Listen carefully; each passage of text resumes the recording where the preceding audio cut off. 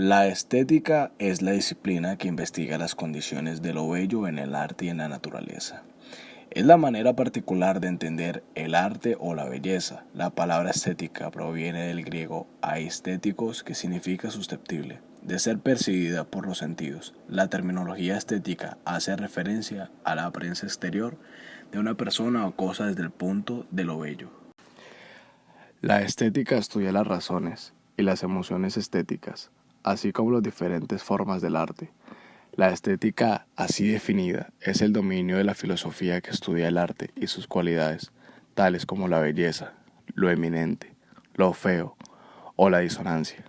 Desde que en 1750 en su primera edición y 1758 en su segunda edición publicada, Baumgarten usará la palabra estética como ciencia de lo bello, misma a la que se agrega un estudio de la esencia del arte y de las relaciones de ésta con la belleza y los demás valores.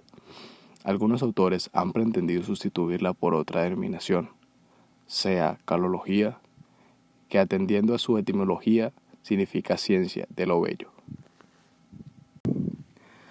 Además de definir lo que es estética, también debemos saber que la edad contemporánea representa la edad de la historia universal, comprendida entre el inicio de la Revolución Francesa en 1789 hasta la actualidad, caracterizándose como una de las etapas que más cambios ha representado para la humanidad, cambios que le han permitido al hombre mejorar su nivel de vida. Sin embargo, muchas de estas transformaciones han originado una serie de desigualdades sociales y de espacio, que vislumbran un futuro de mucha incertidumbre en lo que respecta al medio ambiente. En la edad contemporánea podemos resaltar a 4 filósofos de finales del siglo XIX y principios del siglo XX, que contribuyeron con sus respectivos pensamientos las destacadas influencias estéticas contemporáneas. En Francia, Henri Bergson definió la ciencia como el uso de la inteligencia para hacer un método de íconos que describía la realidad, aunque en el mundo real la falsifique. El arte, no obstante, se basa en instituciones, lo que es una presión directa de la realidad, no obstaculizada por el pensamiento. De este modo el arte se abre trayecto mediante los íconos y convicciones convencionales sobre el hombre, la vida y la sociedad, y enfrenta al individuo con la realidad misma. En Italia, el filósofo e historiador Benedetto Croce igualmente exaltó la intuición, pues sospechaba que era la conciencia inminente de un objeto que de algún modo representaba la forma de ese objeto. Esto es la apreciación de cosas en lugar de lo que uno refleje de ellas. Las obras de arte son la expresión en forma material de tales intuiciones, belleza y fealdad. Sin embargo, no son rasgos de las obras de arte, sino cualidades del espíritu expresadas por vía intuitiva en esa misma obra de arte. El filósofo de origen español Jorge Ruiz de Santalla razonó que en el momento en que uno recibe placer en una cosa, el placer puede considerarse como una cualidad de la cosa en sí misma, más que como una respuesta subjetiva de ella. No se puede caracterizar ningún acto humano como bueno en sí mismo, ni denominarlo bueno tan solo porque se apruebe socialmente, ni puede decirse que algún objeto es bello porque su color o su forma lleven a llamarlo bello. En su ensayo El sentido de la belleza, en 1896, sugirió novedosos argumentos para una consideración fundamentada del fenómeno estético. El pedagogo y filósofo americano John Dewey sopesaba la experiencia humana como inconexa, fragmentaria, llena de fundamentos sin conclusiones o como experiencias manipuladas con claridad, como medios dirigidos a cumplir fines concretos.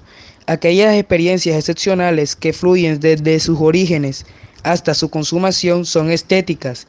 La experiencia estética es placer por su propio interés, es completa e independiente y es final.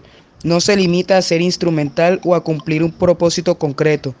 También los pensamientos filosóficos estéticos de la época los podemos relacionar con dos de los más vigorosos movimientos contemporáneos: el marxismo en los campos de la economía y la política, y el surgido de las doctrinas de Sigmund Freud en psicología. Rehusaron el comienzo del arte por el arte y reiteraron la dimensión práctica y funcional del arte. El marxismo aborda el arte como una expresión de las relaciones financieras subyacentes en la sociedad y preserva que el arte es relevante solo en el momento en que es progresista. esto es, en el momento en que resguarda los valores de la sociedad en la cual se hace. Por su parte, Freud incurría en el valor terapéutico del arte, dado que a través de él, tanto el artista como el público pueden demostrar conflictos profundos y liberar tensiones, fantasías y ensueños. Al intervenir el arte, son cambiados desde un escape psicológico hasta proponer variadas formas de concebir la vida.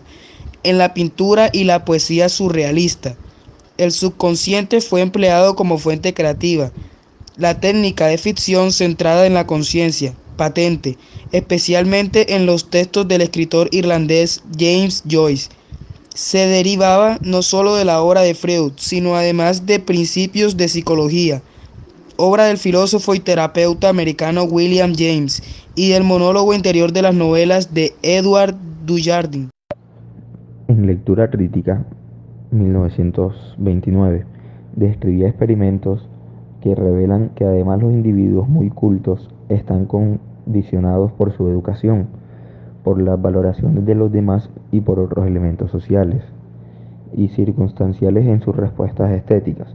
Otros autores han conversado de los efectos condicionantes de la tradición, la moda y otras circunstancias sociales, notando, por ejemplo, que a comienzos del siglo XVIII las obras de William Shakespeare se juzgaban como bárbaras y el arte gótico como vulgar.